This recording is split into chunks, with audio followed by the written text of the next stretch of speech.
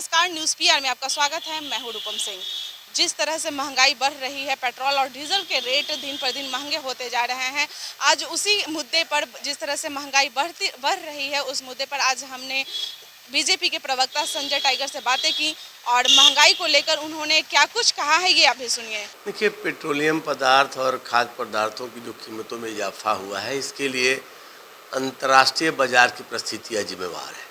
हमें इस बात को समझना पड़ेगा कि पेट्रोलियम पदार्थ हो या खाद्य तेल हो, इसका ज़्यादातर मात्रा हम दूसरे देशों से आयात करते हैं कोरोना काल की परिस्थितियों के कारण।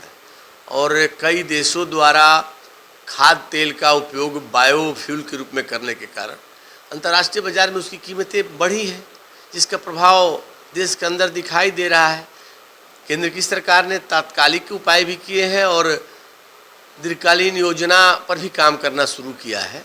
जल्द ही हम इसको नियंत्रित करने में कामयाब होंगे, लेकिन इसके लिए पूरी तरह से अंतर्राष्ट्रीय परिस्थितियाँ जिम्मेवार है। तिलहन के मामले में आपको समझना पड़ेगा कि हम आत्मनिर्भर नहीं हैं।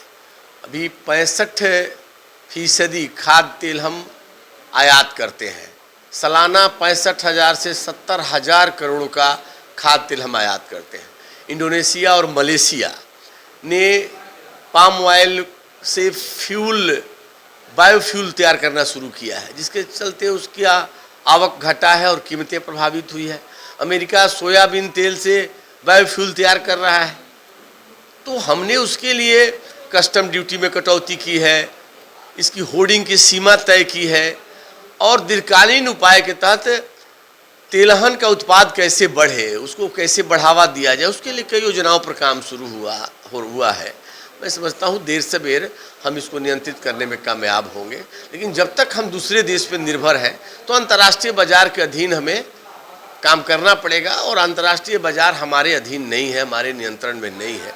जब दुनिया में कीमत बढ़ेगी तो उसका असर देश में भी दिखाई देगा। कि कोरोना के कारण जो वैश्विक संकट पैदा हुआ, उसके लिए आप सरकार को तो दोषी नहीं ठहरा सकती। सरकार ने तो बड़ी जिंदा दिली के साथ उस स्थिति से निपटने का प्रयास किया और बहुत हद तक सफलता भी पाई। पूरे देश की और दुनिया की अर्थव्यवस्था पर इसका असर पड़ा है, लेकिन भारत की अर्थव्यवस्था धीरे धीरे पटरी पर आ रही है और आने वाले समय में सब कुछ ठीक हो जाएगा। जब वैश्विक संकट आता है तो उसका असर सब पर पड़ता है, उसकी परेशानियों को सबको झेलना पड़ता है। ये सहज बात सबको सहजता से समझनी होगी। आरजेडी के प्रवक्ता लोग का कहना है कि जब सरकार कांग्रेस की सरकार थी, तब आपने महंगाई को लेकर बहुत ही बड़े सवाल किए थे। देखिए, हमने पेट्रोलियम पदार्थ और खाद्य तेलों की कीमतों के बढ़ोतरी के कारण को बताया कि अंतर्राष्ट्रीय बाजार में कीमतें बढ़ी हैं, अंतर्राष्ट्रीय परिस्थितियाँ हैं, और फिर भी उनकी बात समझ में नहीं आती तो कौन रोका है वो मुद्दा बनाए। उन्होंने तो बनाया था कई चीज़ों को मुद्दा, लोकसभा चुनाव में जनता ने उसका जवाब दे दिया है। तो विपक्ष को मुद्दा बनाने से कौन रोक रहा है? अगर उनको लगता है कि इसको मुद्दा बनाने से उनको लाभ होगा तो कौन लाभ लेने से रोक रहा है? देखिए, विपक्ष को सकारात्मक राजनीति करनी चाहिए, नकारात्मक राजनीति से बचना चाहिए। और नकारात्मक राजनीति का ही नतीजा है या देश के अंदर विपक्ष के नाम की कोई चीज़ नहीं बच गई है। कांग्रेस पार्टी भारत की सबसे पुरानी पार्टी, दुनिया में इतनी बड़ी पार्टी, आज उसकी स्थिति क्या है? लगातार 2 लोकसभा चुनाव से 2014 के लोकसभा चुनाव, 2019 के लोकसभा चुनाव के बाद कांग्रेस पार्टी की संसद में इतनी भी ताकत नहीं बची कि वो प्रतिपक्ष का दर्जा पा सके। तो इस नकारात्मक राजनीति का ही नतीजा है। राष्ट्रीय जनता दल नकारात्मक राजनीति कर रहा है, जिसका नतीजा उनके पार्टी को भुगतना पड़ रहा है। तो मुझे लगता है कि आप विपक्ष में हैं, जनता ने आपको जिम्मेवारी दी है विपक्ष में बैठने की, हमें जिम्मेवारी सरकार चलाने की दी है। और लोकतंत्र में विपक्ष प्रजातंत्र का प्राण भी होता है, प्रजातंत्र का आँख भी होता है।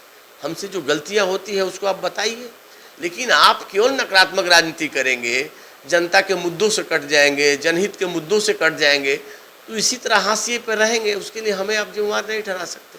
विपक्ष नकारात्मक राजनीति कर रहा है, जिसका खमियाजा उसको भुगतना पड़ेगा। जैसा कि आपने देखा कि संजय टाइगर ने महंगाई को लेकर क्या कुछ कहा है।